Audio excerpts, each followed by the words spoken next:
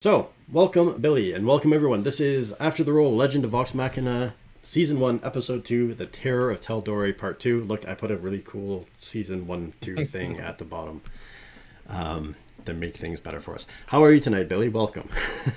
I'm doing well. Thank you so much. It's a pleasure as always to be here. That's awesome. It's a pleasure to have you. That's the thing. We are co-hosts. We're no longer guest hosting or anything like that. We are doing this. Yeah. And our other host has decided to see what it's like on the other side of the screen and is lurking and typing and spamming us with thoughts as we go through and do this tonight. So, Terror of Tal'Dorei, Part 2, the wrap-up of the first episode. What were your initial thoughts on that? It was good. It's one of those things that I was kind of expecting after watching the first episode. Was the fact that it felt more free in its storytelling and with the action and stuff. And I'm sure part of that has to do with the ability to, start going off the rails and not do character development every 2 seconds. Yeah, Um, yeah. but I also felt like they muted the quote unquote adult themes a little bit.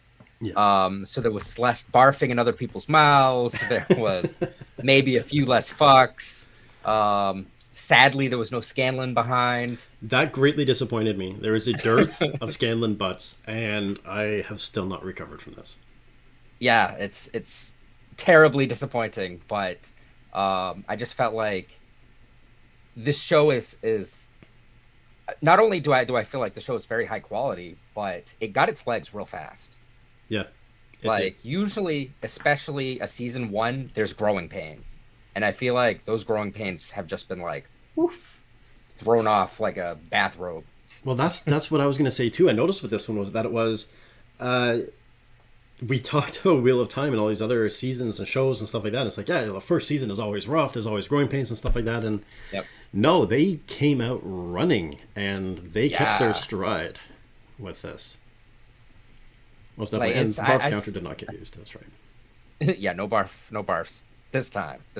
But yeah, I was very surprised at how quickly things got down to business. Like Yeah. And how they connected the two. Like that was the thing that I found with this yeah, was it was great that they had. You enjoyed it a lot more than the first one. Yeah, I same same. here. The first one was great, like we said last week. It was fantastic how they tied things, like how they introduced the characters so many times and what they could do, uh, and it didn't detract from the show. Like that episode is a great episode. I didn't think that it pulled from that episode at all, but this episode was so much better because it Hmm. did jump in. There was good character development. They kept with the same. They kept with the same. Like showcasing the character traits and building on their character traits and building on the storyline. And I found even, something I was going to say at the end, but bringing it in now, I talked about last time that when you're doing a storyline, you want, and how we're talking about nesting with episode one being a complete plus tying into episode two, and then how it goes through and how it nests. And the Yep. beginning of episode one, they had a coin that was used.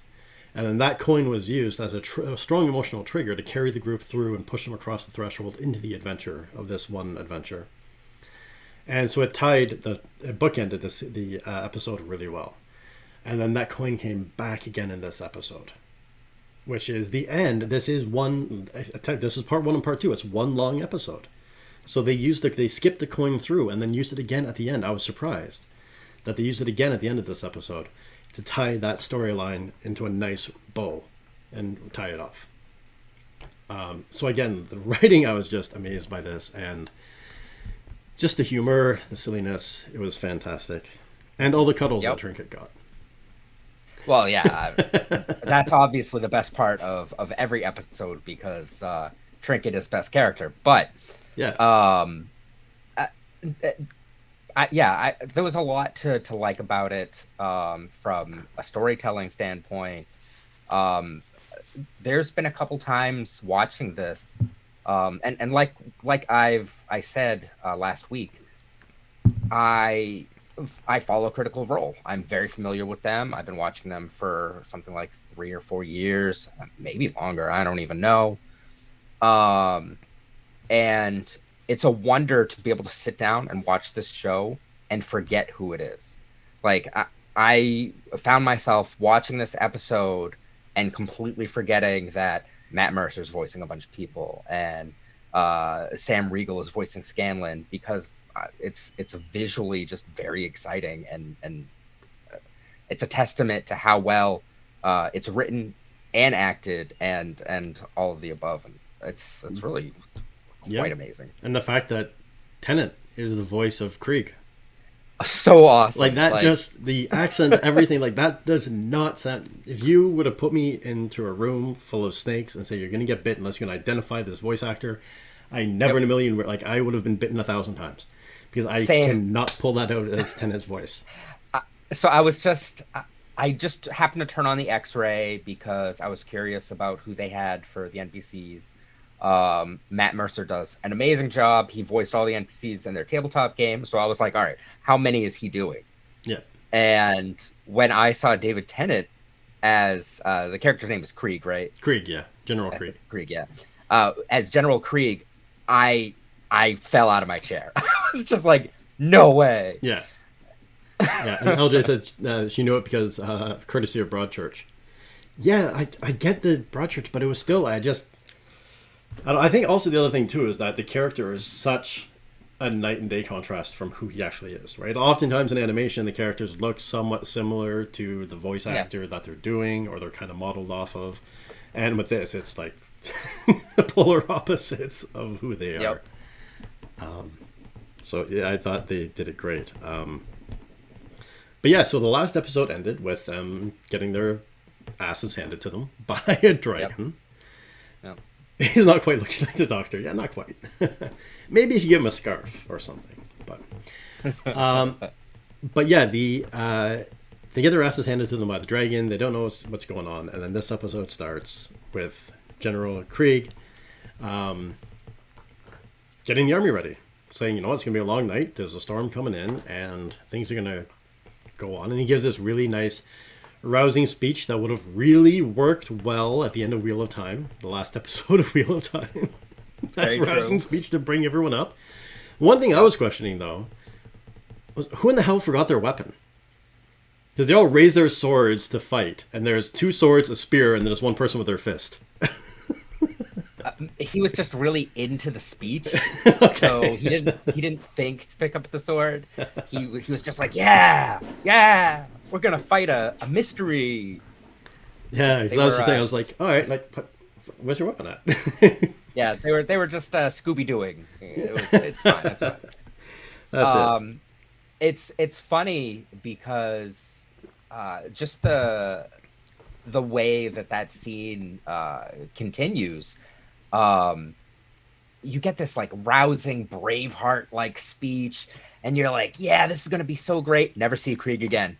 Man, that guy just pisses off in the middle of the fight, and you watch the entire army burn, and you're just like, man, that's one for the books. But then we find out later why. So yeah, that was his thing, right? Like, let's go to bed. There's a storm brewing tonight, which was foreshadowing.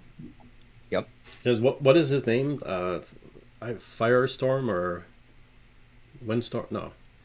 Oh, the Blue Dragon. The Blue Dragon states, he's like, I am something storm. Like Grimstorm, something. Grimstorm or the Windstorm. Did you catch that? Something like that, yeah. Brimscythe? No, there's something storm. Brimscythe? There was something storm. But anyways, it was a thing. And there was some good... The Iron Storm. It calls itself Iron Storm.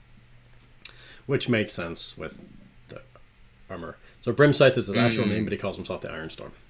So that's his nickname. It's his cutesy name. Yeah, exactly. Yeah. His Spider-Man. Don't call it a comeback.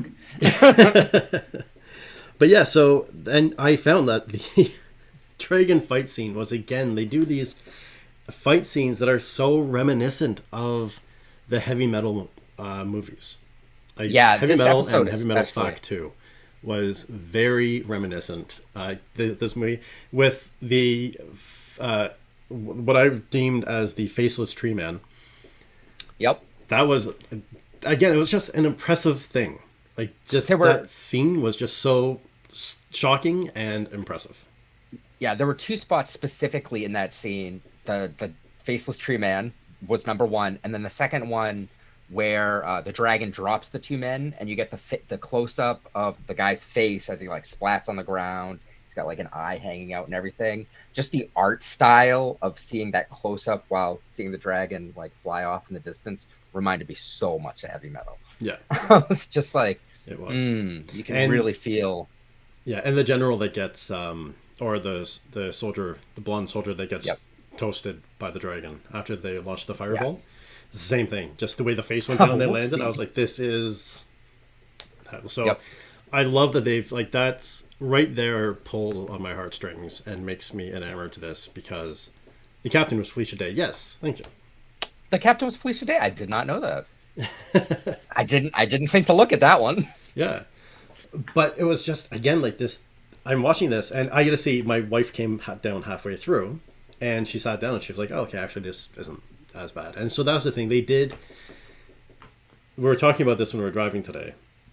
The fact that, like we talked about last week, they made a promise. This is what the show is going to be about. This is what you're on for. This is going to be the wild ride you're in for. And they went excessive. They went extra. And all of the stuff that was there.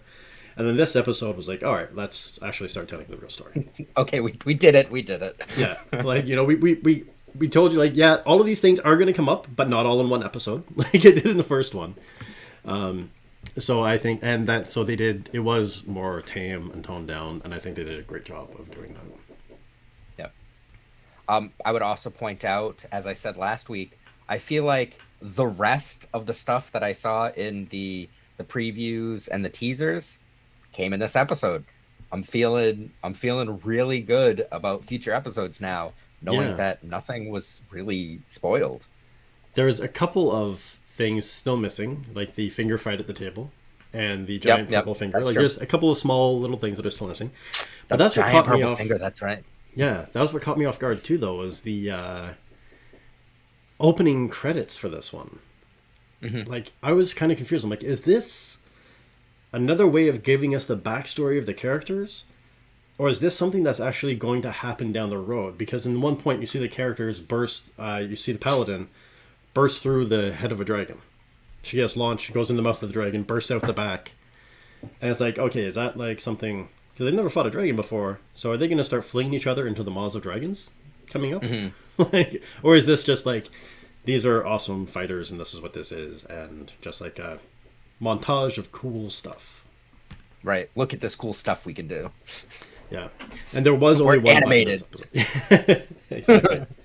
Who wouldn't fling gnomes into the maws of dragons? I mean, you've got a point.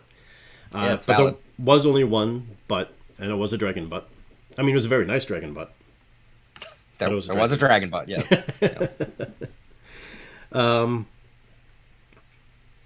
But yeah, and then so they have this really wonderful fight scene. I love the fact that, again, they show the invincibility of this dragon. You know, they hit it with a giant fireball, and it just like laughs and then smokes them all, and makes a game of it. Like, and that was, again, the other thing I really appreciated about this too, is it isn't just what we see in all the movies and all the things where the dragon comes in, breathes fire, burns everyone runs around screaming with their hair on fire, and they die. It was actually, you saw the dragon come in and bite people, hit some with their tail, knock some off with their feet, grab some and bring them up, and like the flame, the lightning, and there was just so many different dragon attacks in that one battle scene. Yeah, and as you could see in this scene and in scenes later in this episode, the dragon had personality, which, like, dragons should have personality. They're not just like mindless beasts. They have personality, and it's nice to see that like shown.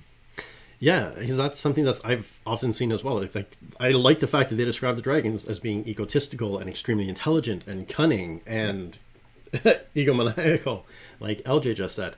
Those are all those things, and you don't get that. You do get these like muted beasts that are just waiting to be told what to do or prodded with electricity to do something or whatever. You don't get that's one of the things I liked about the Dragonlance series, is the dragons each had a dragon warrior with them, or a dragon knight, that they had a bonded connection with, that they actually were intelligent and they would look out for each other and communicate with each other. And I like that this is being shown through in this episode.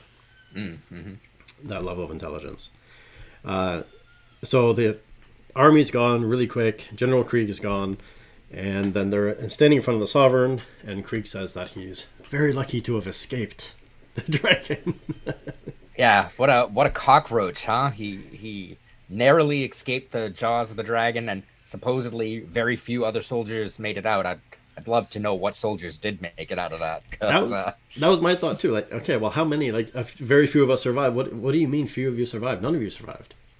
Yeah, well, I think that was the point. Was he was just covering the fact that only he survived, and yeah, really, as the general, he shouldn't have survived.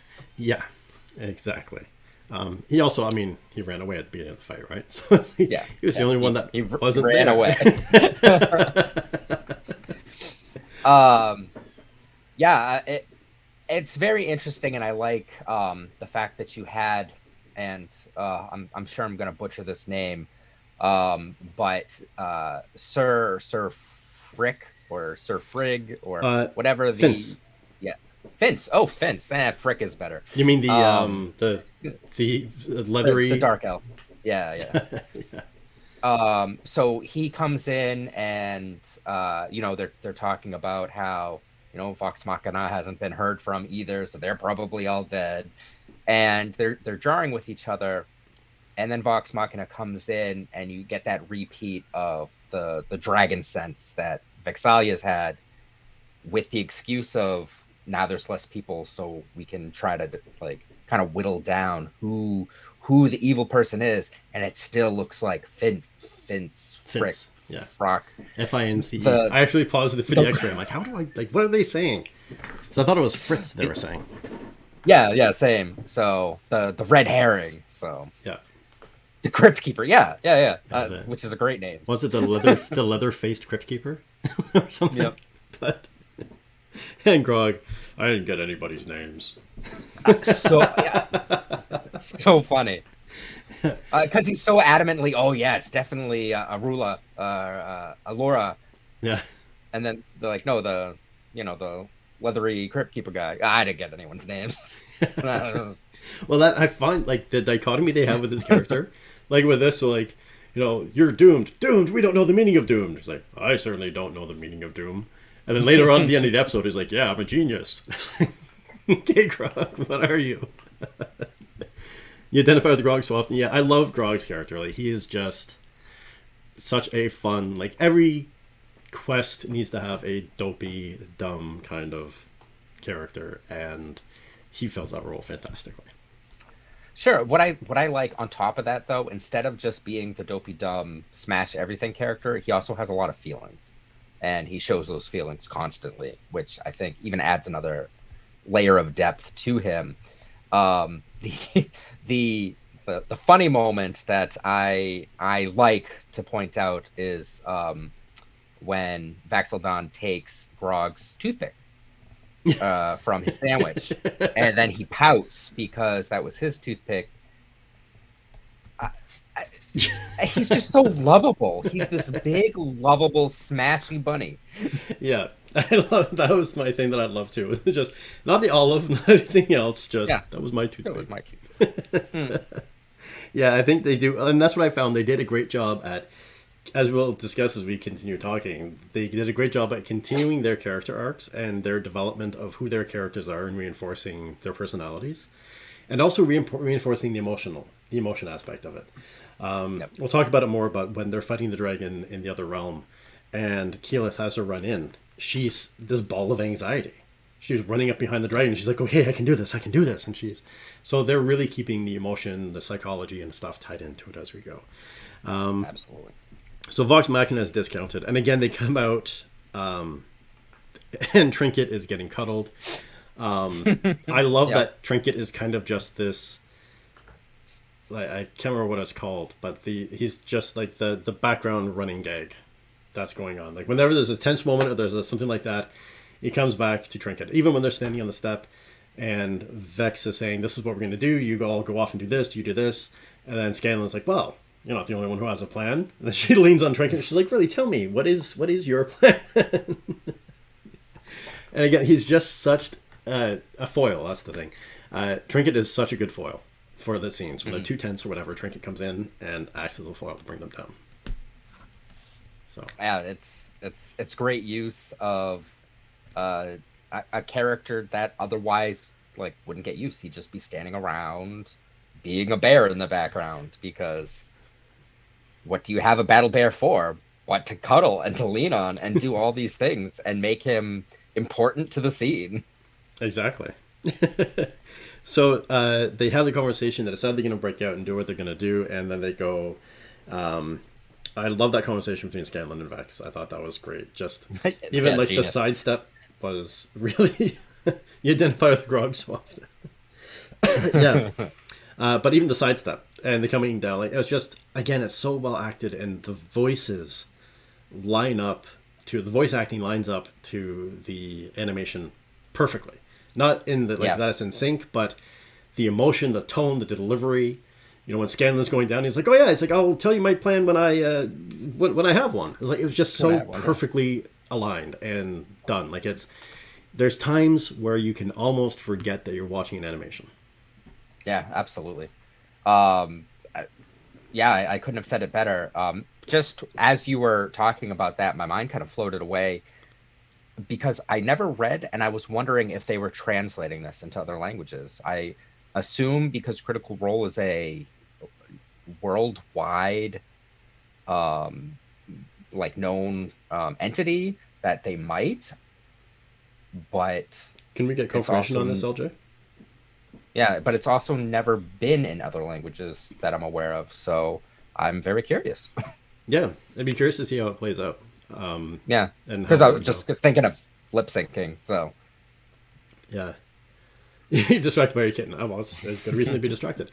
Are you able to do a quick search just to see if they're translating the Vox Machina into any other languages? Or is it just in English?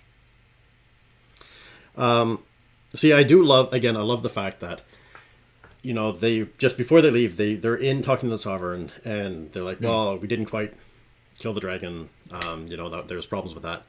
And like LJ said, that there is... Oh, she can change her language settings on it for other than English. There we go. Huh. So, like LJ said, there is a lot of foreshadowing as to who the dragon is and how this all works out. And again, it makes sense. Even calling himself Ironstorm with the armor and everything does make sense. Right. But I love, again, that now it's kind of a reversal of the first one. So the first one, they come in dead drunk and stumbling, and everyone thinks they're fools. And then they're like, you know what? Yeah, okay, we'll give you this. And they leave with this giant task and an escort to go do this task. This time they come back, and they come back in, and I was like, oh, wow, you're alive. Okay, like, welcome back. And then they're kind of ushered out as fools. They're like, okay, well, you didn't keep going. It's dubbed in other languages. The CR team has talked about how great. Oh, that's right. I have seen them talk about that. Hey. I have not. That's great to hear. Alex Dinosaur, welcome back. Yeah, so it's great that, I found like it was kind of a reversal of when they came back, like, we're still, deal is still on, right? Like, let us go kill this thing. Don't stop it. But then they do go off, and I have to say, you don't. It's all much love, Alex. Much love. I love Gilmore. Last week was so hard to not talk about it, because I knew before the show even came out that everyone was going to love Gilmore. Yeah. Because he might be the greatest creation to ever come out of Critical Role ever. I just have innuendos, showmanship, and knowledge. Like, Gilmore is just a beautiful character.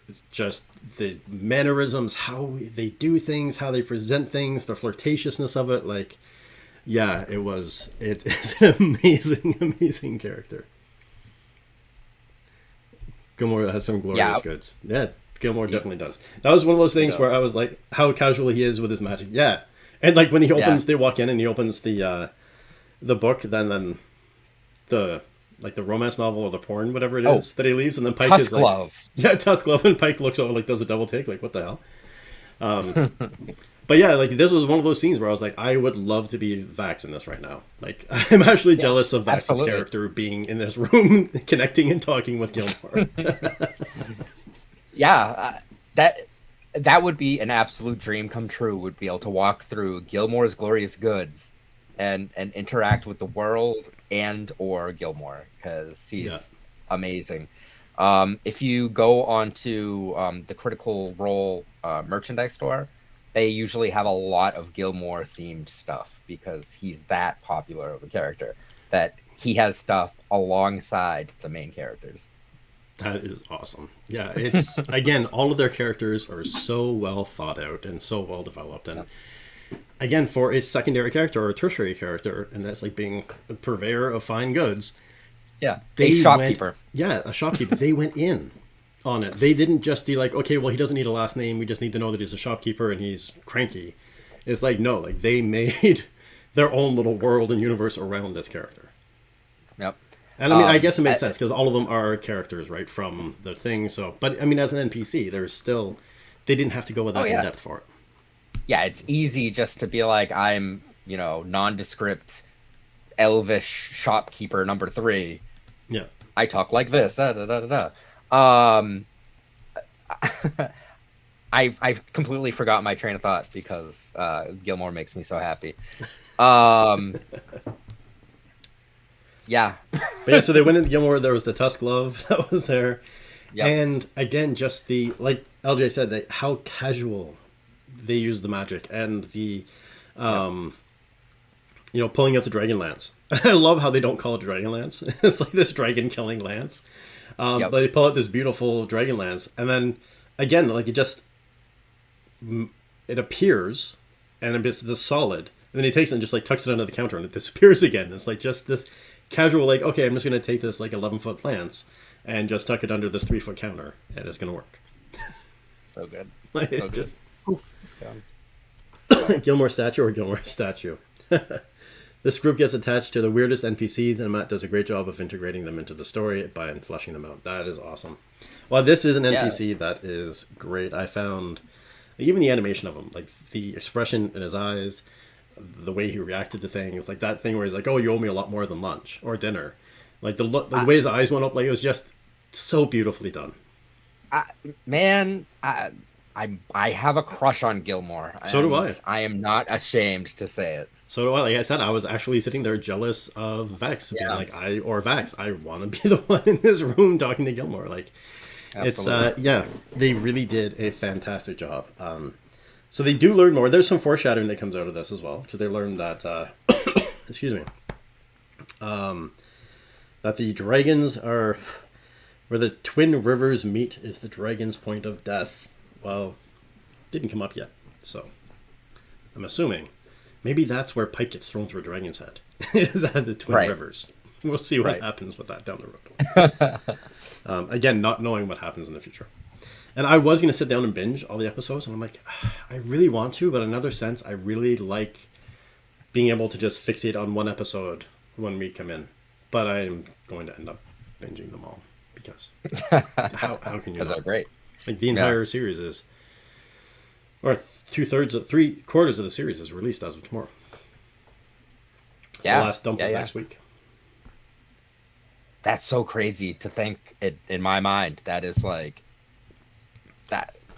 That's so soon, but also so far away. I think they did it the right way. So Wheel of Time had, the big dump at the beginning, and then it kind of kept just going on with each single episode that was released afterwards.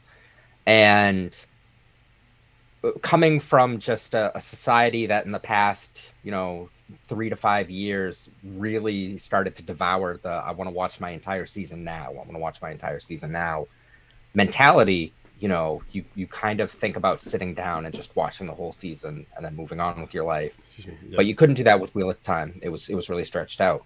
This one, they're kind of catering to both worlds. They're giving you little tidbits every week, and thus keeping their show, which was a huge hit during that first week, and if they didn't have more episodes to watch afterwards, would start to drop off. Now they're keeping themselves relevant for at least a month. And then there's shows like us that keep them going through till April. Even longer. Talking about this. Yeah, that's right. So I think they did it in a very highly intelligent way. And I'm just going to throw this out there for those of you that, Mr. Dinosaur just pointed it out too. Episode's already dropped. So. Yeah. I don't know. I always thought that was from Time Zone. Is that not the case? It's Time Zone based on GMT, I believe. Okay. So whatever, I think it's midnight GMT happens to be 7:00 Eastern time. So they would have already dropped for me. Yeah, it's the same thing here. We're 5 hours behind, so. Yeah. Or we're -5, so that's the thing. Midnight GMT is when they drop. That makes sense. That makes sense. And I have to say, I've always understood time zones and all this other stuff, but being in Twitch, working internationally with writing and stuff like that I do, it's amazing how much time zones tie into things. And you learn really quickly why people use like GMT as the core thing to come off of and all of these other wonderful things. But so they go see Gilmore, they learn a little bit about how to kill a dragon, like really a little bit on how to kill a dragon. But they also even question that. They go, is this useful knowledge? Yeah, that's kind of it. And again, like the innuendos that they had in that whole conversation was just amazing. Like, I can offer you very little. He's like, well, hopefully it's not too little what you offer me. Like that. Just the innuendos they had was gorgeous. Yeah, I really, really liked how they did that. But then we have, so when they were doing their thing, then... Oh yeah, the other thing I liked about that scene was the tome cutscene, where they have Gilmore just close the dragon tome on the thing and wave his hand with the magic, and then the tome whips around behind him and cuts the scene to the next.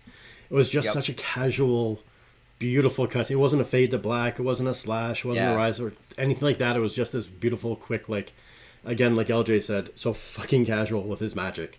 And just like, okay, I'm bringing you to the next scene. Let's go. Just a casual scene wipe. It's fine. It was nothing to see here. It was beautiful. And then we go to, again, a great scene with Scanlan and Grog. I love those two characters together. It is absolutely ridiculous how they play off of each other and what they do. And the fact that Grog is the sense of conscience in this. Like, I know we're going to find him. Let's go to the brothels. Won't we get in trouble? Like, I don't think that's a good idea. It's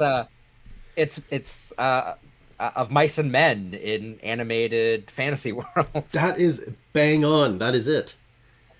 It is of mice and men. That's probably one of the reasons why it appeals to me so much. I absolutely love that. So that completely makes sense. That tie-in. Yeah, even LJ's like, that is so accurate. Yeah, that is a perfect connection between those two. Except, I think Grog's a little less. I mean, does like to murder things. Lenny murdered things accidentally. Yeah, a little less accidental murder.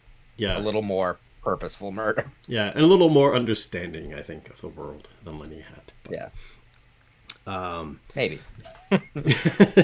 That all remains to be seen still.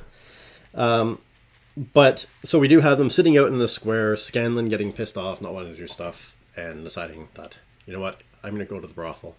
And again, even just the framing of that scene, the animation for that scene, the person coming out, I don't know how the dude with the 3 barrels of ale didn't notice one immediately get picked up and start being chugged by Grog.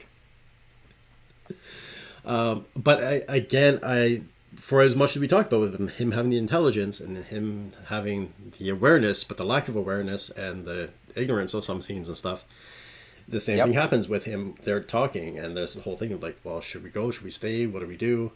And then all of a sudden, are you? Yeah, that's right. I probably wouldn't tell Grog off for stealing one of my kegs. But I mean, he didn't even recognize. He didn't even look up. He went about his business. It was fine. But that was one of the things with it was I found the way that whole scene was set, and again, chugging the beer and the dive into the barrel by Scanlan was awesome. Just the size and the connection of the two of them, like the way they play off each other is fantastic. I just thought that the oh shit, I'm gonna hide in this barrel that literally just came. It was such a staged farce esque type of scene, Yeah. and I loved it so much. It was so quick. It was it. The writing was just so good. And I was wondering why there was a cork in the bottom of the barrel. But then when Yeah, Scanlan pokes it exactly. out, I'm like, all right, okay, like I can see what you're doing here. Yes. And It was again, the it was the spout.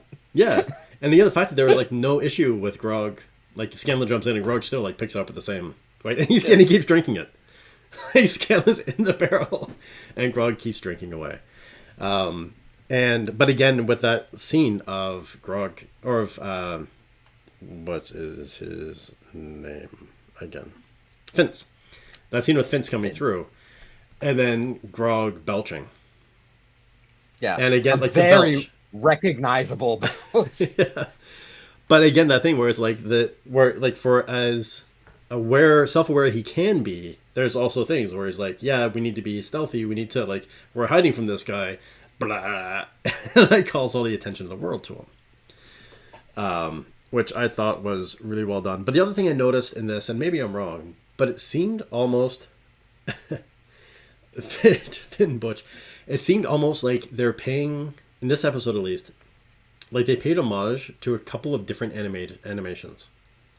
I can't pin them all down, but I know I've recognized or at least different animation styles. So there's things they do that are very different. Like they've jumped through the air, they've done all these things, and everything is done in a certain style. But when Scanlan and Vex were talking on the steps outside the Sovereign's castle or thing, and they're about to come down, and when Trinket growls at him, he sidesteps, and you get this motion blur on one side of his body. That's a very distinct motion blur that you don't normally see in this episode or in this show. Mm-hmm. And I do that again, memory issues, I can't remember fully, but I recognize that motion blur from another cartoon. The way he jumped into the barrel was another, like it seemed like an homage to something. And then at the end, when they open the I was box, thinking that one. It was an anime or like a manga. Yeah, that was very animation. Like they had, I noticed that I think it was Scanlan and Vex had very like, it was like the overly round eyes and the big goofy and anime no pupils style. Like I'm excited. And then when they saw what was in it, they had the no pupils and like the no eyes, like I saw the same thing. It was very, very interesting. Yeah. Yeah. So it seems like they're either playing homage to animation styles or to animations that they like. But there are points where they break their own animation and it works. It pops. It's like having a black and white film and then having a dot of color somewhere in it. That subtle shift in animation style really pops off the screen when you're watching it. Yeah. Yeah. But again, that scene really builds the personalities of the two characters of Scanlan and Grog. Like and even with Finch, there's you kind of get his feeling of self-righteousness as he's walking, and his like this holier than thou kind of attitude that Finch has as he's walking along. And again, like not even he knows they're there. Right. You recognize that belch. He knows that they are there. And then they follow him and they go down. And again, they what did I? Oh yeah, burp throwback, the beer brothel on the sandwich was the notes that I had for this. But then, as he's standing on his shoulders and watching, he's like, no, like stop, go this way. And they go along and he smashes his head. Like just again, kind of the like the flop comedy that they have, where it's just is just awesome. Yeah, it's like watching. I'm trying to think of. I can't remember what their names were, but there was a duo that did physical comedy in like, man, I'm gonna get the year wrong. I want to say like the 50s or the 60s. And it just, that's what it reminds me of, is that old style physical comedy. Are you thinking of Hardy and Hardy or yeah, maybe Abbott and Costello. Yeah, I think that's a good description of them. It's just it's very it's it feels very new to me in this style. Like I can't think of an animation that really has shown this physical comedy and depth so well in 2 episodes. Yeah. Oh, definitely. And that's the thing that I keep going back to is they really built out the personalities and the character traits of all of these characters. And we got a little bit more Percy. Yep. Which I liked. Yep, we did. Like, we got to learn more about Percy today. But the... yeah, and then so they do have this thing. And then there's... I mean, before we move on to the lock, which is another really great scene, the sandwich is just such a ridiculous moment in this episode. Hey, go get me a sandwich. What? It's like, I'm not doing a food I want a sandwich. Come on. Come on, please. Okay. But yeah, it was just... And then that cut back to... and again, talking about cutscenes, we were talking about with Wheel of Time, where there are certain things you just have to leave out, and you leave up to the viewer's imagination to fill in the gaps. It's the same thing. Scanlan had to go find everybody else, gather everyone else up together, go buy a sandwich, and come back. And instead of going through, instead of going through all of that, it's just cutscene and then Grog's biting into the sandwich, which looked pretty damn good actually. And I do like the fact that they actually show him enjoying it. It's not just him taking a bite, but it's he's like, oh, this is amazing. Like, they actually have that little bit of added bonus to it, which is great. Yeah. Yeah. That there was no doubt in my mind that Grog wasn't enjoying every single bite until someone stole his toothpick. Yeah. It was. And then the world just crumbled around him. But I do like the fact, going back to character development, that they're showing us more of the characters. So, we don't have, like, we have Scanlan try with a song with amazing lyrics about opening your back door. So good. Oh, man. They did a great job. And then we have we have Keyleth trying with her natural abilities to open it, and that doesn't work. And then we have Pike coming in and trying to use magic, and that doesn't work. And then we have the toothpick theft, and Vax just comes in and really quickly with finesses the lock. So this is an especially funny scene for those people that did follow Critical Role, because the group is notoriously bad with doors. Okay. Like, that's just a running gag in the series, is that this group can fight dragons. They cannot get through doors that are like closed. It's just so having them be like going through like all these magic things and how are we going to do it, and then have one of them just be like, you're a bunch of idiots, and stick a toothpick in it. Doors, man. Yep. Vox Machina's main enemy is doors. That means the enemy is chairs. That's the acronym for the second campaign, the Mighty Nine. Mighty Nine. I see. Awesome. So, I love that they have these running gags going through. And again, like, just they cut scenes in such an intelligent way. They walk in like, wow, this place is big, terrible taste in art. Let's split up and go through, and it's like, or we can just come down here.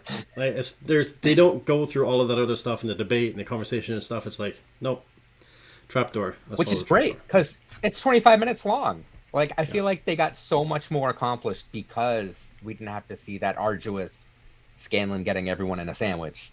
Yeah. Let's search the whole house and then go in the basement. It was just, let's go right here. Yeah, like, that's the thing. It's just I find they do these cuts really intelligently. The stuff they cut out, they do it, and you don't even feel like, as afterwards you look back like, oh, yeah, they actually... But you can see that happened. Like, the sandwich, from get me a sandwich to the sandwich being in his hand, there's a lot of time. Like, there's like probably 2 hours that spans that. Yeah, he's going to go find everyone in different places. And get the sandwich. And if it's like the sandwich joint down the street from my house, then it's going to take a good like 5-10 minutes for them to make it for you. But it's... I feel like they're probably not that quick. Yeah, this place, like the joint I'm talking about, makes like killer sandwiches. It's worth the 10-minute wait. Jealous. They become like this there. Oh man. Um, Scooby Dooby Doo. there we go. That works. Um, but again, I like the fact that the lock scene with the hidden joke that I didn't know about also showcases their abilities, and again shows that their abilities fail. That's one of the themes that I picked up from this: is united we stand, divided we fall. One by one, their abilities fail them. When they're attempting to do things alone, they tried to fight the dragon. They did all their things individually. They lost, and then Keela saved everyone with the vines. They try to open the lock individually. They lose with their abilities, right? And then they go in and they find. What was that?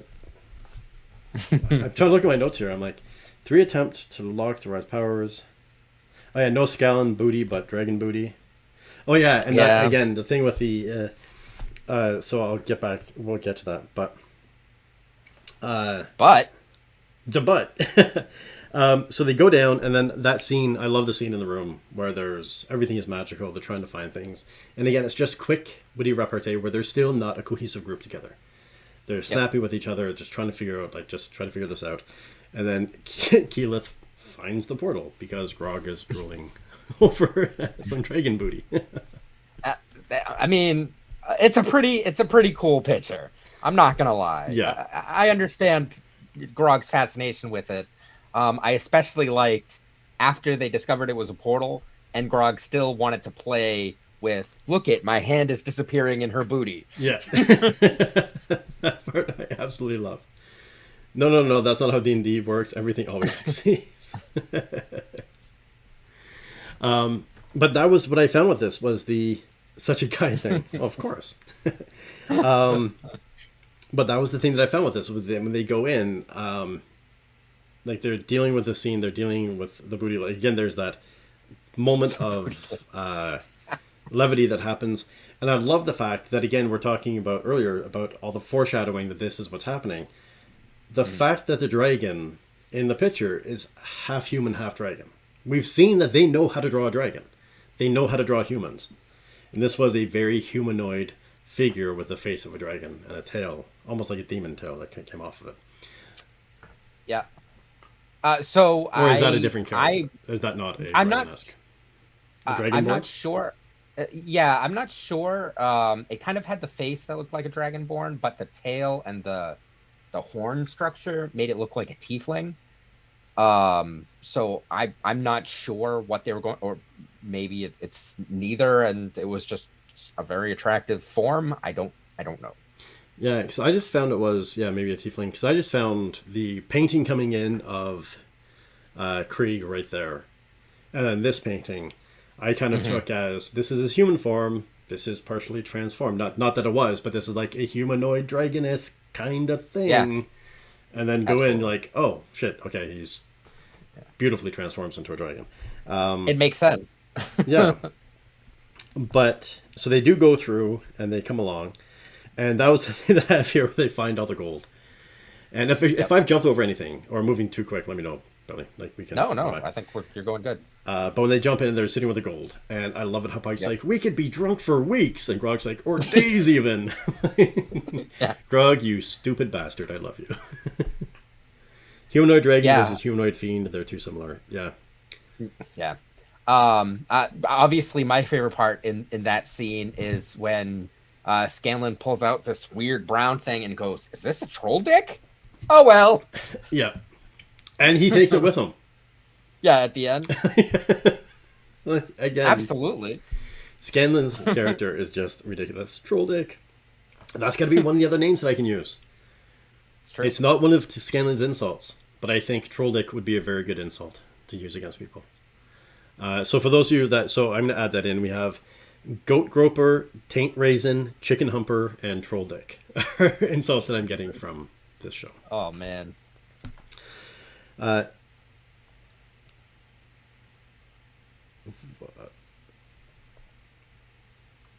I'm trying to see that. I don't know what I meant by this. I've got a note here that I can barely make out. It says like sentence stone by gold. What did you just say? Oh, so while they're searching through the golden stuff, Keyleth comes upon like a big stone that has Oh like yeah, the Sentient Stone. jewels encrusted on it. Yeah, Yeah, the Sentient Stone. That was really cool. it was Yeah, the dragon eye on very, that. very cool. Yeah, again, I thought that was just really, really well done and triggers everything. The other thing I really liked is the way they use the gold. Troll Dick is a very old thing from their home game, so I'm glad they fit it into the show somehow. Nice. I'd definitely be insulted if you called me a Troll Dick. Yeah, so but then LJ was saying that she calls the transformation back in episode 1. I had a feeling because again, Same. his size, like we knew that there were red herrings. Yep. His size, his armor, all of these things, like it just I figured it was either him or Finch, because it was either Finch because it's such a dichotomy, being the small, scrawny thing that he's really going into hiding and then he becomes this great, majestic creature, or it was this guy because just his massive size, kind of like my aliens in my story, they can only shrink down to a certain size because there's just too much mass to collapse down. Like you can't, you hit a maximum density and you just can't go beyond that, which makes sense with this transformation for this. But then they do meet Ironstorm or Craig, and that again, apart from a beautiful drawing of a dragon, that transformation scene was gorgeous. That's so good. You accidentally spoiled it for your first friend in the first minutes of Yeah. episode 1. Because like, oh, that's the guy who's super insane. Ah, it's not good. But that was the thing that I liked about this, was that again, we don't have the like twisted werewolf of like, oh, this is hurting and my shoulder's popping and my arms are going off. It was just like this great, majestic, like unfurling of a dragon out of a human body.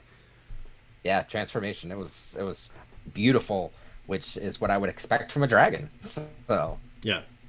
And the other thing I really liked about it is when, like, so he has his talk and he is very eloquent when he speaks and all these things that he's saying. And then when he does attack, he blows, like, he shoots electricity. And I love the fact that they used the gold to conduct the electricity to electrocute Grog. yeah, absolutely. I was surprised that, like, I was genuinely surprised when that happened because it just, you don't see that anywhere. Yeah. Science? What? Yeah. Again, like all of these scenes, they've put some solid, serious thought into them. It's not just, and then he blows fire and they fight him. It's like, no, like, how is this going to work? Like they actually laid out the battle scene. You can tell they put effort into how all of these fight scenes work out, how they're choreographed. It's like they're, again, real humans fighting in this. They actually have proper choreography and proper thinking out of this action is going to lead to this action, is going to lead to this action. And they do that a lot in their fight scenes, I find. Yeah, it was definitely, it's a very well thought out, well choreographed, as you said. Yeah, that's really cool. Yeah, Nice. it's a really well thought out and choreographed scene. You can tell just from the way that it's laid out, even based on where I almost said players, where the characters are in the scene, how they're interacting with things like gold being electrified. It's really fun. It's very real, and you have a sense of danger, even though in the back of my mind I'm sitting there going, yeah, well, it's the second episode. Obviously, they can't die right here, right? It's the second episode. Like, I was tense. I didn't know whether they could kill this dragon, whether this was going to be a continuing arc or what was happening. Or if there's going to be someone that's seriously hurt and have to be carried on as an injured party, or like there's Right. so many things they did with it, and that's the little subtle touches they did, like when Scanlan's hiding behind the mountain of gold, and instead of the dragon just coming around and like chomping at him, you actually see the dragon pause and kind of like sniff in the air, and then be like, oh, he's over here, and it was just again just a tiny little touch, but it added so much realism and tension to it. It's like, okay, he's hiding, and it's like, oh, he can't hide. This dragon can smell past all the gold and know that he's there. Much more tense than I expected, for sure, from an animated like fantasy thing. I was like, oh no, Yeah. are we gonna see gnome guts? They did a great job with it, and then they have the other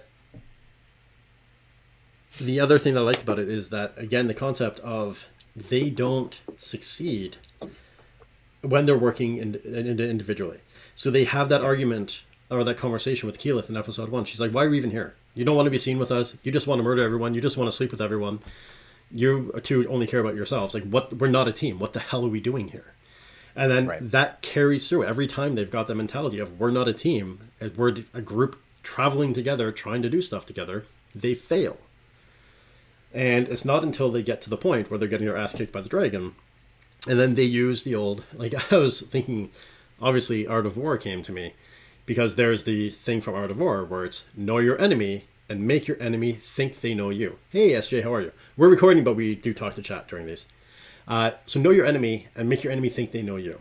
So Krieg thinks that they're abandoned misfits. He's told them as much. Like, you guys are useless. That's why I championed you, because I no one would care about you and you wouldn't succeed.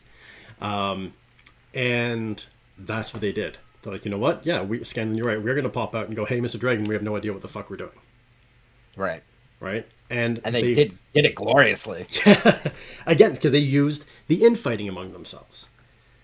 It's like, would you get out of my way? And they start fighting us. That is who they are as characters. That is who they are as a team. As they infight, they bicker, they fight. So there's no reason why the dragon's going to think anything other than, yeah, these are the idiots that shouldn't be alive right now. Yeah, he's like, oh, I'm surprised you're still alive. Oh well. Yeah, some vermin are harder to kill than others. Yeah. Well, that's it. And then, he lights them up, and then we actually see that they're actively, for the first time. Now, in the bar fight, now that's another thing too, is good foreshadowing. In the bar fight, they did work together, but they were drunk, so they stumbled into each other's path more often than not. But they did succeed in the fight because they were working together. So every time they work together cohesively, drunk or not, they have some level of success. Every time they work independently, they don't. Yep. And they really use that to play against the dragon. And what a battle scene. Yeah, so wow. Yeah. It was intense, like I said. And so after they do the mirror image to deceive the dragon into thinking that he's destroying Vox Machina, it turns out that he didn't hurt Vox Machina, and they spring into action, and they kind of put two and two together and realize that the two rivers are two veins that are in the dragon's neck that you see light up whenever it's going to use its breath attack. And then you get to see a glorious montage where they each use their individual skills in unison together in order to fell a dragon. That's exactly it. And I like to try to tease things out and not give things away right away. But yeah, so the two rivers, they kill the dragon, or they slice the dragon's throat. But I do really like the fact that they kept up with the Scanlan's magic was the MVP of the episode. Yeah, it was great. And well, I don't know, I gotta say, Vax's knife was pretty damn good too. Slicing through that dragon hide and slitting the dragon's throat was pretty impressive. But I do really like the fact that they have whoops, my brain just left me on that. With having the anxiety with Keyleth, and still showing that they have the they're not just running in and being like, all right, like running away because we're going to get killed or whatever. There's actual real emotions and triggers that are happening from within this. And we have like Keyleth with okay, I can do this as she runs up behind. I thought they did a fantastic choice, or a fantastic way of continuing to keep the psychological aspect of what's happening in this moving forward. And again, not completely changing. There's a literary term for it, I can't remember what it is, but there's where you completely change a character's personality to fit one episode or to fit a scene. Yeah. So to make Keyleth go from being shy and quivering and nervous to all of a sudden really bold and brash, and I'm going to do this and I'm going to tie down the dragon's wing, would have been completely off character, off brand for her. But the fact that they still kept it like this was, again, good writing. I read online that that's true. Oh, nice. That's awesome. Yeah, if that's true, that's very cool. A very thoughtful way to do it. Yeah. I think that's, I don't know if you'd have to go back in time, but that seems like it would be accurate. It seems right. Yeah, it Yeah. seems to fit. Um, and then I think so many of us have Grog's thought. I think, was it Grog or was it Percy? When all with the dragon is fighting and they're dealing with this stuff, and like, fuck this day. Like, you know what? I don't know which one of it, but you'd hear someone whisper in the background, like, fuck this day. I feel you. I totally feel Yeah, you on absolutely. and then they like Grog running in and doing his thing. And I feel that's the time that we finally get to see Vex. Yeah, Vex says it. We finally get to see Grog in his Grogish Glory. form, where he actually Vex is the guy, and Vex is the female, Vax is the guy. The way I remember that Yep. is male is MA, so and Vax is VA, and Vex is VE, and female is FE. So E female, A male. So Vax said it. But yeah, so I think we get to see Grog actually step up and not just be this big hulking dude throwing things away. We actually get to see him like go into warrior mode and like berserk mode and then just attack. And then it almost seems like I don't know everything about the character, but it almost seems like he goes into blackout phase where he goes into berserk mode. He runs in, he splits the dragon's head in half, and then turns around and he's like, "Is the dragon dead? Did we do it?" Right. It's like, Yeah. you're standing inside of its head. No, is that actually a thing for him? Like, does he, when he goes into berserker mode, does he black out? I'm not sure if it's ever been specifically called or considered like a blackout mode, but it is supposed to be like a narrow-minded, like you can't think of anything else. So Yeah. it makes sense. I just don't know if that's truly what they call it. This could just be a battle rage as well, because he does change. Yeah. And that's the thing I found too, is that we actually get to see the characters, like their eyes change. We got to see the paladin, like Pike's eyes go white, go golden when she was Very working with gold. magic. And then we get to see Grog's eyes turn like just white when he's about to run in and go berserk. Grog seems like the kind to make sure the team double taps. Oh yeah. Yeah. Oh, That's yeah. like your stalactite versus stalagmite trick. Yeah. C is ceiling, G is ground. That makes sense. You would like to rage. I would like to wage. Yeah. That's the catchphrase. Catchphrase. Oh, really? Yeah. That's awesome. What did you think of the... So that's one of the things that I found was that they do defeat the dragon. They kill it in this glorious battle. Yep. And that's where I was kind of surprised that they do have this trinket, this token, this something that ties in. So in the beginning of episode 1, he's got Vax does this magic trick with the boy to prove he's not totally self-centered. And, well, not for that reason, but it proves that he's not totally self-centered. And then when they're wavering, the coin comes back when it slides out of the fist of the dead child. And he makes this promise to it. And then they go and they fight and so I really bookended that episode really well. And then they go and they fight the dragon, and you don't even think about the coin. And then before they go to walk out, he's got this like, we did it. And then he flips the coin and leaves it behind. Mm-hmm. And I just found that was a beautiful tie back, again, of using something to tie the two. And that's a really good thing of like, this was one episode. You just watched one episode broken into 2 parts. We skipped the coin through the things, but we used the coin to bookend twice, and they did it beautifully. What were your, as I poured my drink and not go glug glug glug on the camera, what were your thoughts on the whole usage of the coin in this? Yeah, no, I thought again, I feel like a broken record tonight. I thought it was really well done. It felt like you were kind of putting that storyline to rest.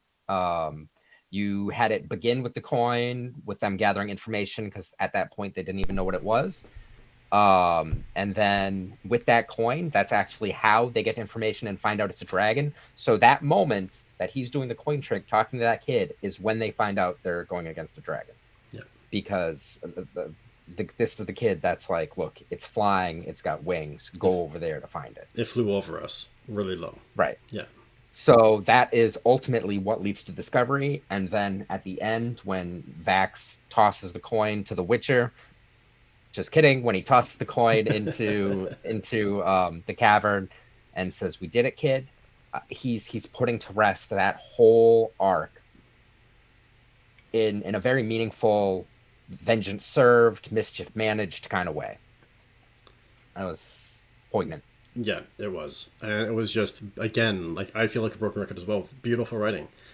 Like, I can't remember the last time I've seen an animation this well put together, this well thought out. And, like, it's like they looked at all the stuff that people do, unpopular for this stream, but Jaskier is a superior bard. We're not going to touch that. Now you're just throwing darts. But that's I found with this is that it's like they looked at animations, they looked at these kind of shows, and had a conversation of what did they screw up in other ones. Like, what do we not like about other ones? Let's not do that. And they did it really well. Like, they really got so many things right. And again, they didn't get everything right, but I really do have a problem at the end of each episode to come up with like a criticism of like, I really didn't like how they did this. Like, there's just so much that they get right that even if there is something that they get wrong, it's glossed over because of how right they get everything else. Yeah, I it's going to be interesting to talk about our criticisms at the end of this one, because I know I'm going to be pulling at straws. Like, yeah. You're excited to see your new baddies. So am I. So then they go back, and again we have a wrap up of. That's the thing I liked with this is I wasn't sure how they were going to do this because it is a campaign and there are like quests that they go on and they complete and things. So this was a complete story arc. This was a very solid introduction to the characters, and the king does seem like a moron. Yeah. Well, the king does have. He likes the bear. Yeah. He likes the bear. Yeah, he does. Who doesn't like the bear? But again, I found that they really introduce the characters, and like we say at the beginning of every episode, you should have, or at the beginning of any story, you have your characters in one position, and by the end, you have them in another position, and you finish the arc. So you have the ordinary world, you bring them back to the ordinary world, changed, usually for the better, and then you start the story circle again, and you jump back into the new storyline. And that's the thing that I found with this they did really well is that we have so they go back, they're like we've killed the dragon, and they're welcomed back as like they're being given the respect that they deserve, and they're standing there as heroes. And then they have they get the chest, and then there's that thing where they're like, key in the scroll, what the hell is this? And they get a keep. They get their own thing. And I found with that, like the moment with Vax and Vex where they're like, we have a home. They lost their home because a dragon came in and killed everybody. Yep. Now they have a home because they killed a dragon. The team didn't work together, and they kept screwing things up. They grew, they learned, they worked together, they succeeded, and they now are a cohesive team. They were a band of misfits and morons in the beginning. Now they're the protectors of the realm. Like, we have them on two total ends. But still a little bit moronic. Well, that's the thing, because you still need to give room for them to grow and change, right? But you do have this, like, really beautiful arc of even in these 2 episodes, and that story arc of the Blue Dragon, they finish it off really well. They have them, they're returned back to the new world, they're changed, they're not perfect, but they've changed and they've grown, and now they're going to jump in to more messes that come along. They achieved the Millennial Dream home ownership. Yeah. They did it. They did it, baby. They did it. They did it. And it just took killing a dragon, which I guess could be an allegory for our economic system that needs to be. Absolutely. Yes. LJ, you're not on camera and you're throwing a lot of darts into the room here today. Talking smack about the Sovereign. Talking smack about bards, like, I gotta say, blame the microphone. But yeah, so I think that whole ending was really great, and that they are now the protectors of the realm. And again, like you said, it's a little bit moronic with Keyleth. Vex and Vax having this moment like, we have a home, we have this thing, and then Keyleth comes in and just completely shatters the moment. Yep. Yep, But she has does. enough self recognition to realize like, oh, I'm gonna go over here now. Which again, that scene again, I think was another homage to an animation. I felt the same way. Yeah. Like there was just a few, like there was just scenes that stood out differently. That again, that's the thing that's really frustrating with having memory issues is you get these things like, I recognize this from somewhere, and it'd be so cool if I could tie this together, but I can't because I'd have to go through every single animation I've ever seen to try to remember where I saw this one particular style. Except for the overall heavy metal tie-in. I would be very curious to find out if they actually did purposely mimic or like showcase animation style, like if they had heavy metal in mind when they did this, or if it was just a coincidence, like just the the artist really liked heavy metal and it just kind of rubbed off on what they do, or That's kind of what I think. I think that from what I have heard about Titmouse Studios, I believe they just have a really their artistic style seems to really lend itself to that heavy metal style. So I wasn't surprised to see that. I was more surprised when these other things started popping up that made me think of like anime and things that weren't necessarily that kind of gothic horror heavy metal. yeah. That's where I'm more interested or most interested in. Yeah, it was definitely a sidestep from the regular, and if, I know for the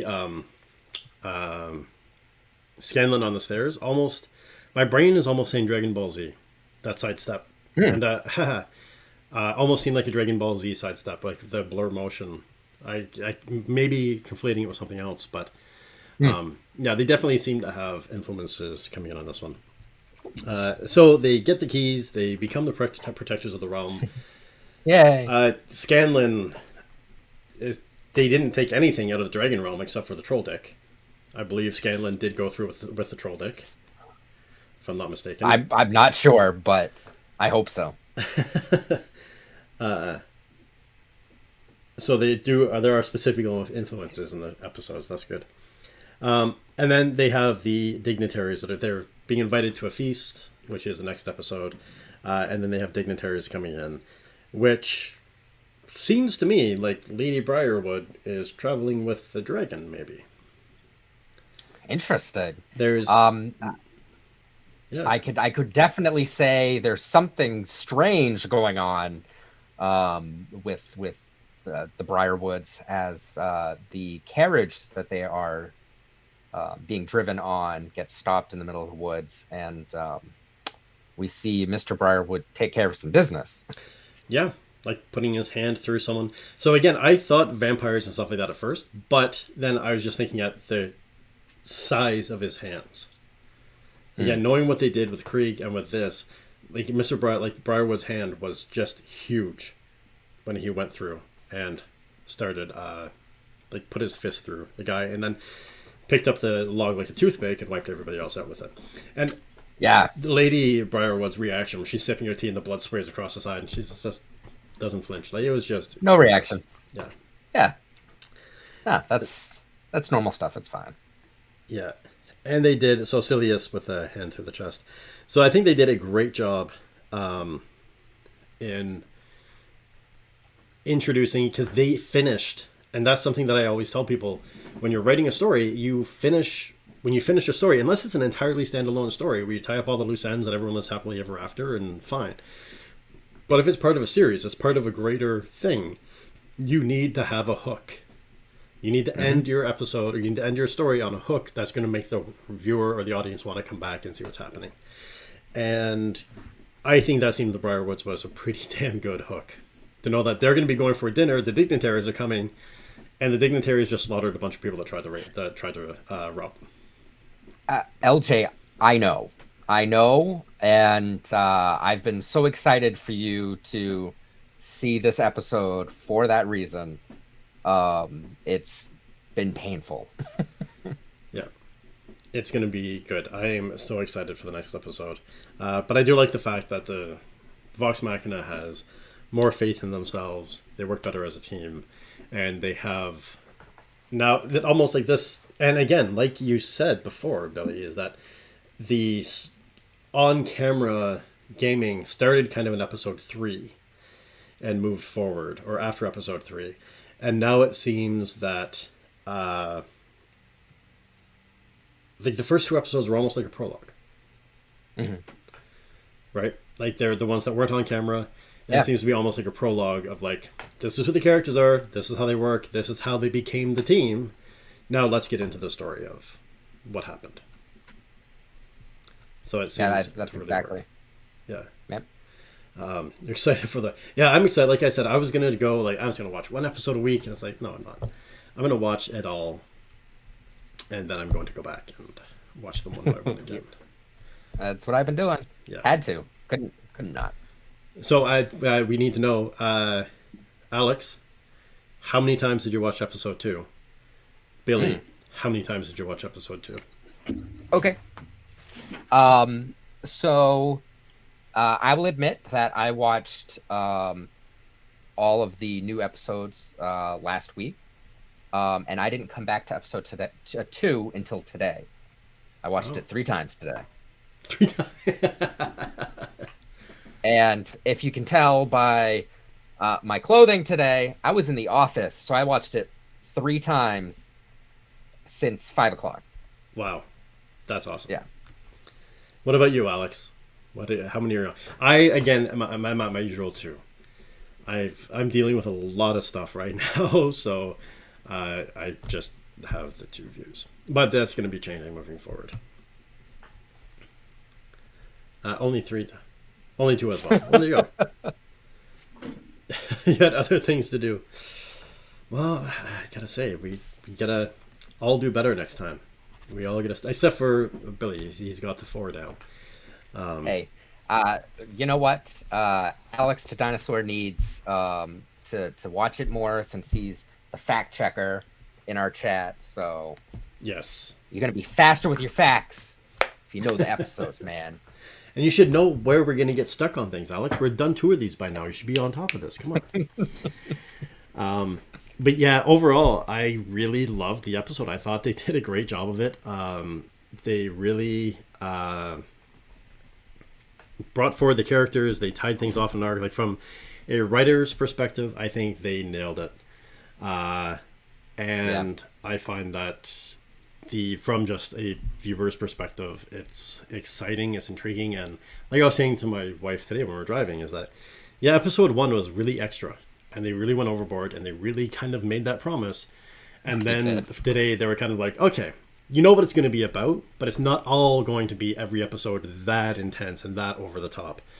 But you know, these tropes that we set up for you, they're going to be sprinkled through the entire series, and they're making good on their promise.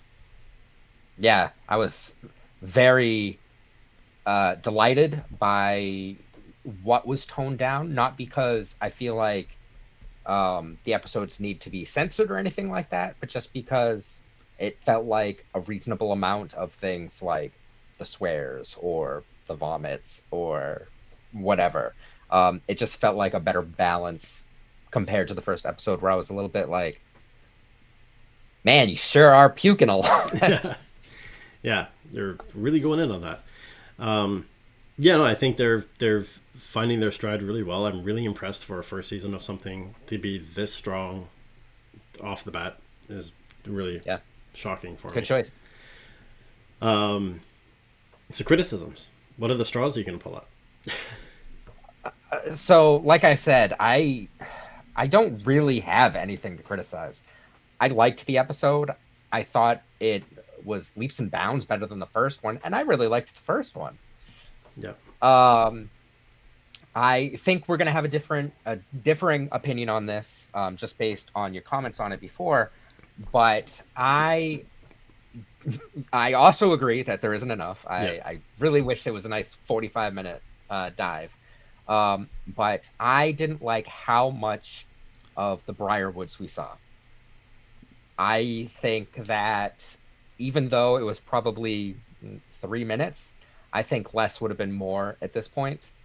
And maybe having Silas get out of the cart and then blood splash against the wagon and then cut Yeah. would have been better mystery instead of getting to see him fling a log and rip a heart out of the tree, and then had that be the opening to the next episode, be what actually happened. I can agree with That's that. my only criticism, was I feel like they just gave too much away, but at the same time, this also dropped with all 3 episodes, Yeah. so it's a toss up. It's nitpicking. I can definitely agree with you on that. And I agree. If they had have done that, that would have been a really great way to tie the two in together, of having just something happened and then actually showing the full scene afterwards.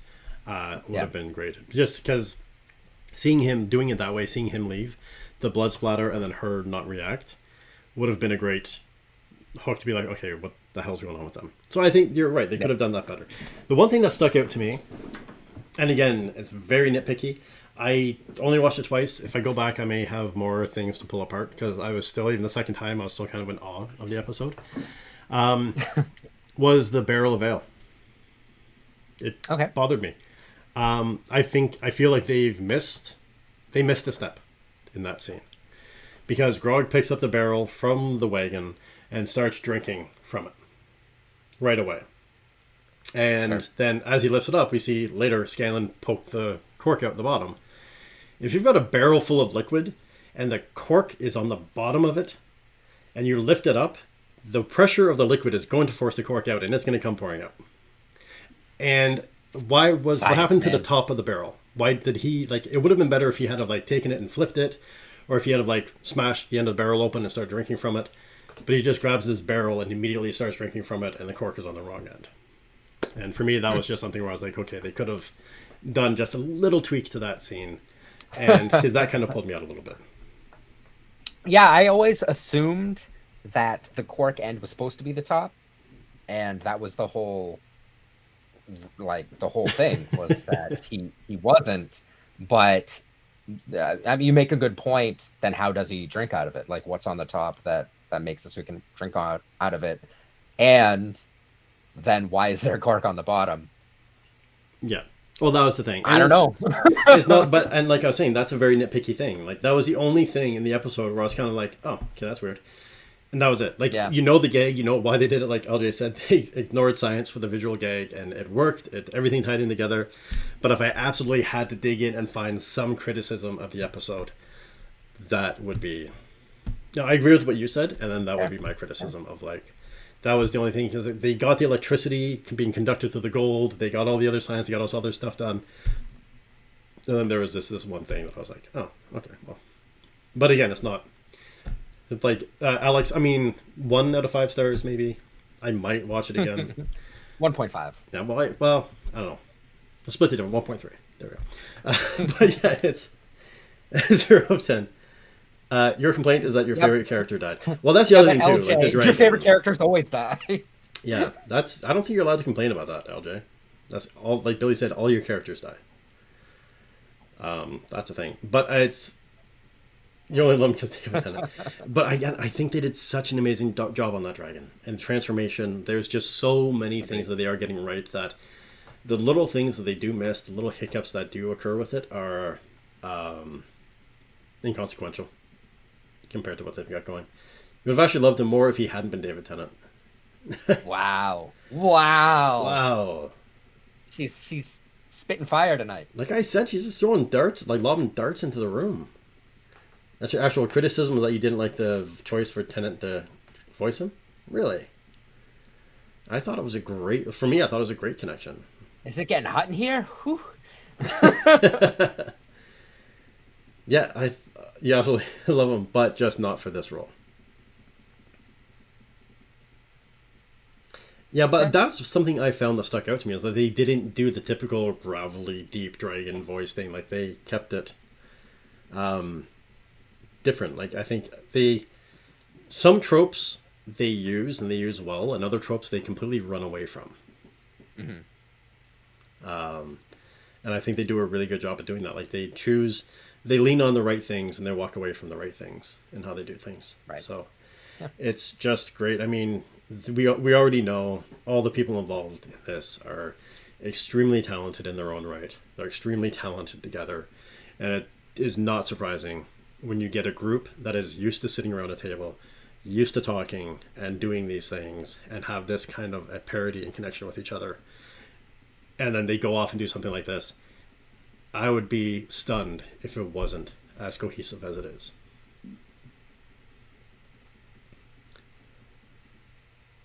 Is not your voice choice to solve a villain via voice acting? Well, it makes sense. I can see your point on that. That's a good. Yeah, most definitely. Man, she spits fire, but she defends. She defends it well. That does make sense. No, I do. I really like that. So I'm looking forward to the next episode. I'm going to watch it tomorrow if I have the ability to, or this weekend. Exciting. It is the Superb Owl this weekend, so I'll be watching that as well. Generally wonder what type of voice Matt did for Brimscythe, because there have been other dragons in Critical Role, both campaign 1 and 2. All of them have uniquely different voices. Yeah, I'm impressed with just the voice acting with this, and how there's a lot of them that you really can't tell who they are. There's a lot of voice actors I find that you can tell that this is this person doing a voice. And with this, it's most of them, you can't pull it out. Yeah, the guy is uniquely talented for sure, because his voice is just so good for all the things he does. Yeah. So, and I love his growl as Trinket. That was nailed it. Absolutely. He's part of the party. That was great. Well, I'm very much looking forward to the next episode. And so we will be breaking things down on Monday. We've had some schedule conflicts over the past couple of weeks that have precluded us from getting on to our normal rhythm and routine of things. But Monday should be okay, barring a civil war breaking out in my city. So we'll see what happens with that. Matt is your hero. He's so humble and kind and embodies everything you wish you could be. Same. Yeah, I love this group. I gotta say, I love this group. I saw that they were doing a watch party on Tuesday, and it hurt me so much to not tune in and watch. And that was the thing, because I was like, you know what? I'm going to watch this one episode a week. I'm going to go through. I'm going to make sure it's separated. And I'm like, then I can't watch any of the watch parties. So if I want to watch the watch parties, I have to watch all the episodes. Let's see what's going on. So I do want to, next Tuesday, I definitely want to jump in on one of the watch parties. So I'm going to try to see all this stuff before then. So there we go. Well, thank you very much, Billy. Do you have any parting thoughts, parting words before we break out of this? More Scanlan butt. More Scanlan butt. I agree. More Scanlan butt. And I'll have my sword next time. Perfect. Just watch the Q&A on the YouTube when you finish each batch of 3 episodes. Nice. Yeah, more Scanlan butt. More of what they're doing. There's, again, I love absurdist humor in the sense of Monty Python-esque humor, but also absurdist humor in the sense of just the finger fight that's coming up when they're at the table against each other. That's just the ridiculous, silly, immature stuff where I freaking love that stuff. So I'm looking forward to the goofiness, and yeah, I still can't say a favorite character. They're just awesome. Crazy. I love all the characters. There's an easy favorite. Still? Of course. See, Grog is great. I love Grog. I love the dragon. I love Trinket. Scanlan is just fantastic. Yeah. Scanlan is just, again, just Sam ridiculous. Riegel. Sam Riegel is a national treasure and needs to be protected at all costs. There will never be another.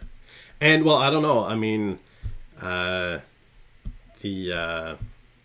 is blank on his name? The shopkeep is... Oh, Gilmore. Yeah. Gilmore. It's pretty damn good, too. I mean... It's amazing. Yeah, I think, I'm starting to lean towards, Grog and Gilmore, maybe. Scanlan's definitely in there. It's hard to pull out a favorite. I love all of the characters and connecting them. I guess Silius and Delay. What, nothing could possibly go wrong with these shows. No, nothing at all. Nothing. I think they end up coming to the party. I think one of them spills their tea on the tablecloth at some point, and there's about all the drama that they're going to cause. Man, like detailed episode 3. You haven't even seen it yet. I mean, I'm a writer. I can do these things. I can forecast. LJ, do you have any final parting thoughts before we shut down this episode of After the Roll, The Legend of Vox Machina? Episode 3, The Fabulous Tea Party. Yeah, this is going to be a good break, a good pause from everything, all the chaos in the world. Yep. The one where nothing goes wrong. Hey, thank you. Well, thank you for coming through. Even you were a trooper and you came through, even though you're not feeling well. You still came thanks, in LJ. and were a great contribution to the conversation, even though you did keep throwing grenades into the room. But yeah, this has been awesome. So I'm looking forward to us all being back in tip-top shape on Monday and doing all that fun stuff. So, chat, we're going to end up... I'm going to say goodbye to Billy for this, and then we're going to jump in, and I'm going to give a couple of updates on things. It does work well. I like it. I like that conversation. So thank you very much, Billy, for coming through. Should I pause and do the goodbye thing, or are you just going to slip out? I'll just slip out. It's fine. All right, sounds good. Thank you very much for being here, Billy. Thank you very much for being here, LJ. I'm sure one or both of you are going to stay through in the chat as we continue on. But thanks for being here, everyone. Bye. There's the baby. Baby fries, Billy D.